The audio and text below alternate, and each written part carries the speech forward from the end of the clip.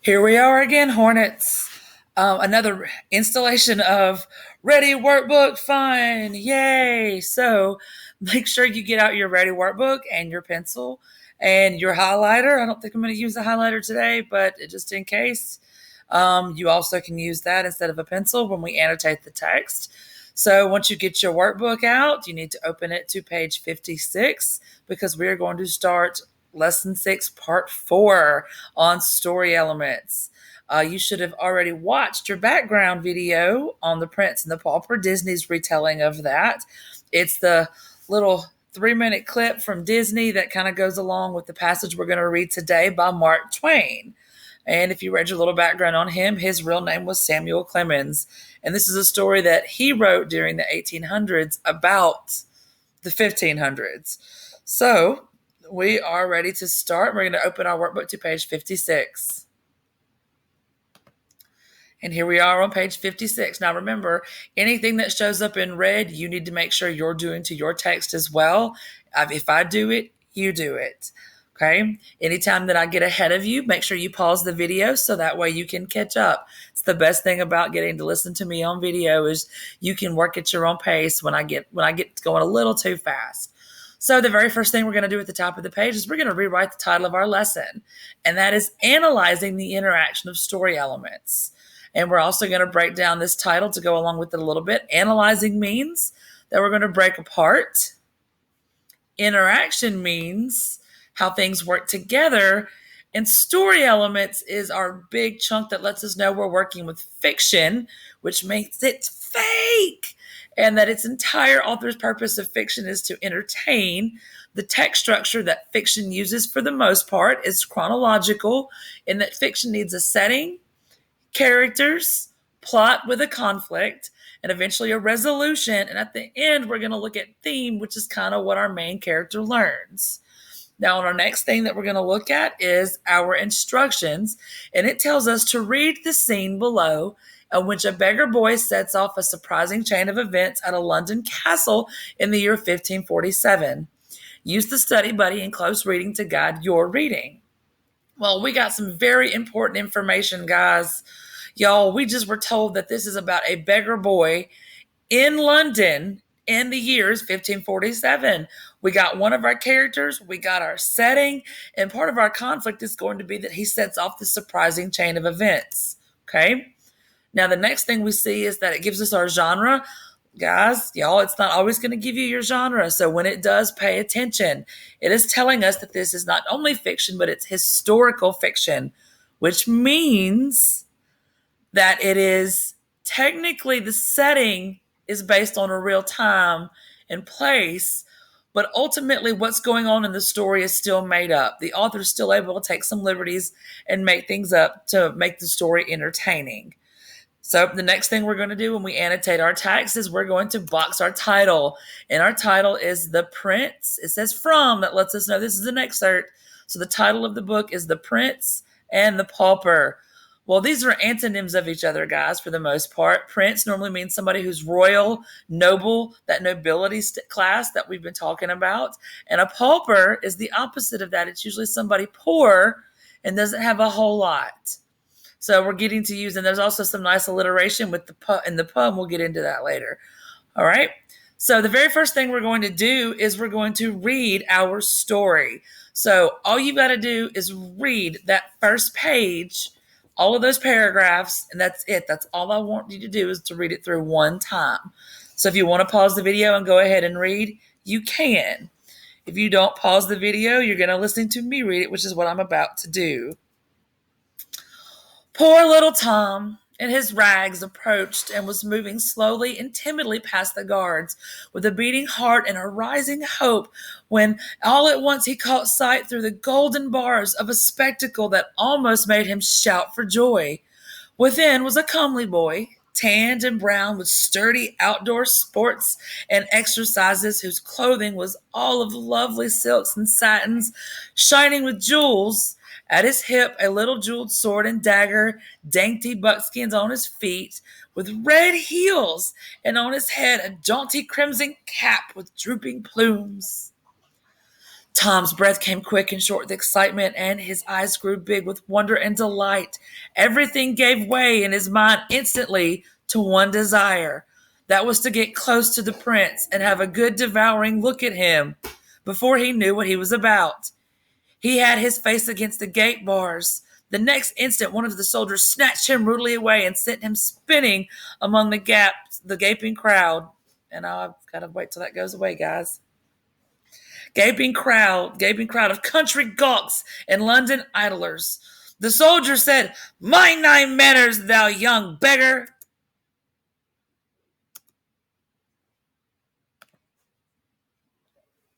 The crowd jeered and laughed, but the young prince sprang to the gate with his face flushed and his eyes flashing with indignation and cried out, "How darest thou use a poor lad like that? How darest use the king, my father's meanest and subject so? Open the gates and let him in." You should have seen that fickle crowd snatch off their hats then. You would have heard them cheer and shout, "Long live the Prince of Wales!" The soldiers presented arms with their halberds, opened the gates, and presented again as the little Prince of Poverty passed in fluttering rags to join hands with the Prince of Limitless Plenty. Now that you've done that, your next directions are going to be to complete, and I'm sorry, I've cut them off the side of the page. Your next directions are going to be able to, on the side, write what you think the setting, the characters, and the conflict for the story are. So right now, I want you to pause the video and write in the setting, your characters, and your conflict. Don't worry. I'll come back to it in a second. So pause the video and fill in your answers. I'm assuming you've paused the video and you're ready for me to go over these things. Well, the best thing about this is that in our instructions, it gave us some pretty important stuff. It told us that the setting is right up here, guys. We're at a London castle in the year 1547. And we have two major characters and a group of characters. Our first character is Tom. All right. And then we have the guards that are in the way. And then we have our prince. And our conflict we're going to come back to. So with that, we're going to check for some understanding. Okay. So our first question I've got here asks, what sets the chain of events in motion? Should you think about it? Well, it's this action that Tom has. It says, before he knew what he was about, he had his face against the gate bars. That's that moment that Tom, well, we're going to look at number 2. Why did Tom peer through the gate? Because our next thing, guys, is that Tom peers through the gate because he had this overwhelming desire to get a look at the prince.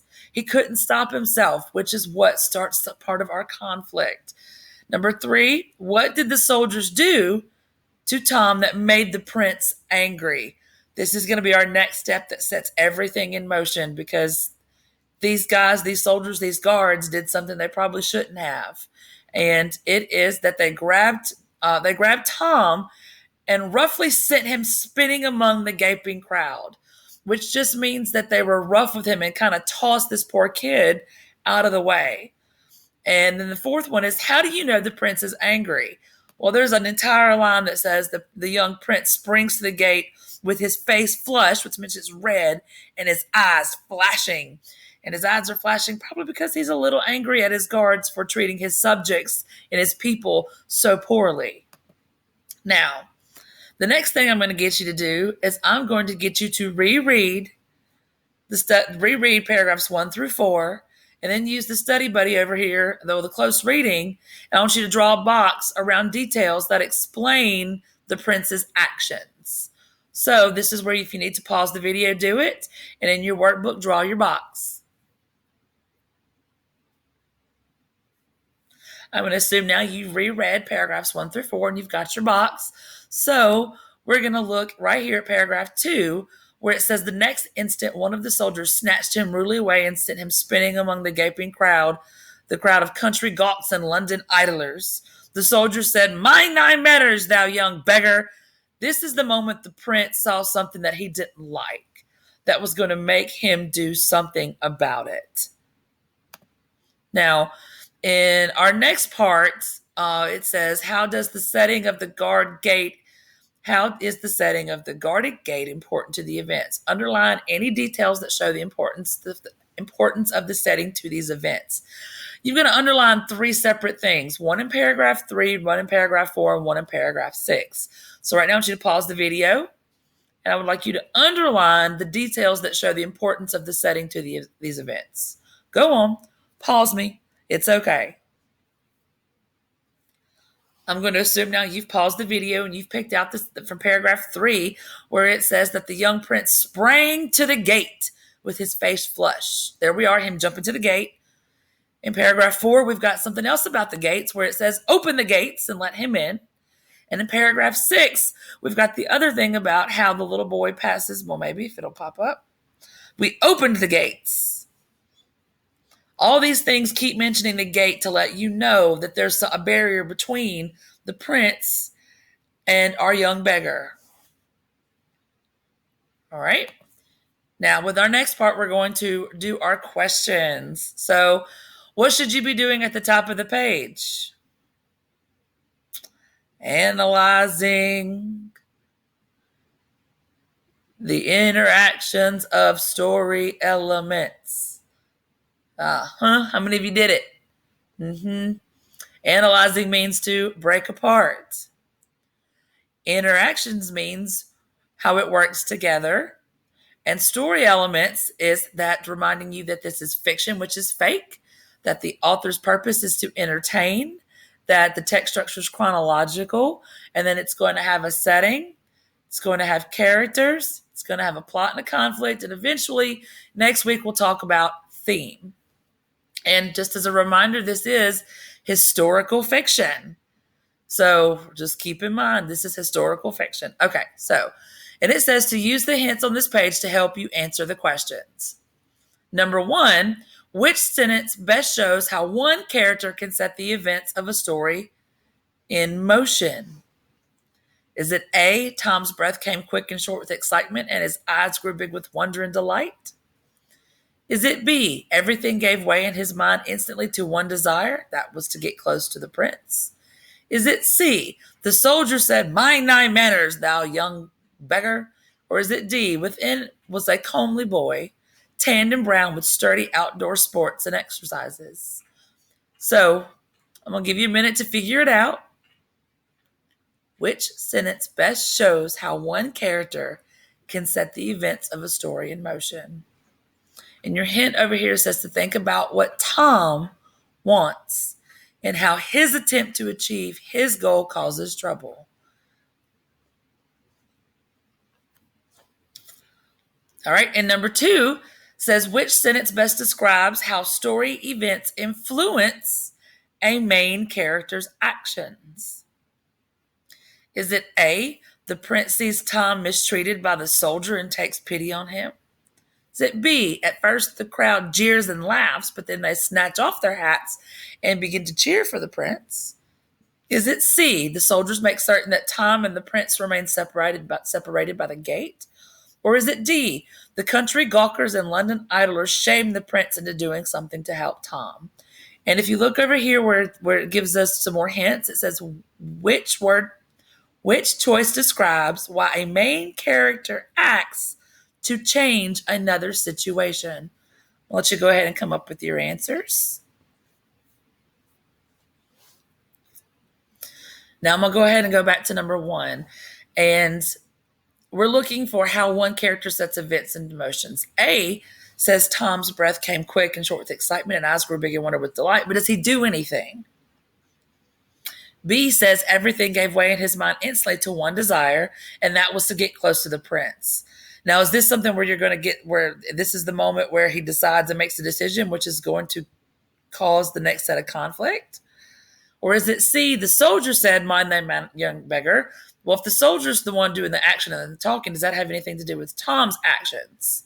And D says within was a comely boy, tanned and brown. Though he's on the other side of the gate. Is he going to help in any way? Well, I hope you put B as your answer because that's the moment when Tom makes a decision. Whether he likes it or not, he's going toward that gate. And number two, which sentence best describes how the story events influence the main character's actions? Well, we've got A, where we see the prince sees Tom being mistreated by the soldiers and takes pity on him, which is why he says something. Or is it B, the crowd jeering and laughing? Is it D, the soldiers making certain Tom stay separated?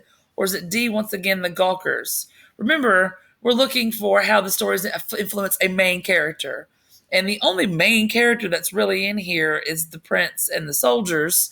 And the only one that actually influences actions is the prince seeing Tom being mistreated. So that means our answer is going to be A.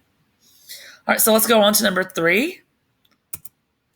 And it says, in this passage, the setting of the guarded gate is an important cause of the main conflict. Write a paragraph supporting this idea. Use at least 2 details from the passage to support your response. And over here, it says, what problem does the guarded gate pose for Tom? What details show this problem? And how was the problem resolved? So your easiest way to start this, guys, is right here with this word. Capital indent, and then say the setting of the guarded gate is an important cause of the main conflict because. And then you would want to go on and explain and write your paragraph. Okay, so I'm going to give you a little bit time to pause this and write your paragraph, which I might end up making you type up in something called Edpuzzle and turn in. So you might want to go ahead and get this written and done. Okay. All right. Video paused. Write your answer. I'm assuming you've already got your answer done and submitted through Edpuzzle. So at this point, I'm going to show you mine. And I can't help it. Remember, I'm an English teacher. So there's where I indented. And it says, in the excerpt from Mark Twain's, I always like to give my author again. This is what we got to start practicing this year. Mark Twain's The Prince and the Pauper. Notice I underlined the title and it's capitalized. The setting of the guarded gate is an important cause of the main conflict. Oh, look, that's what it just said. Because it prevents Tom from seeing the prince. That is the problem, which is the conflict, that must be resolved. The relationship between the setting and the conflict is made clear when Tom presses his face against the gate bars and is then thrown back by the guards. The conflict is resolved when the prince sticks up for Tom and the guards open the gates, leading to a change of setting as Tom passes through the gates. Okay, so that is the end of lesson 4. If you have any questions, you send me an email, you send me a comment, you ask, you raise your hand, you do whatever it takes. Otherwise, I will see you in the next video.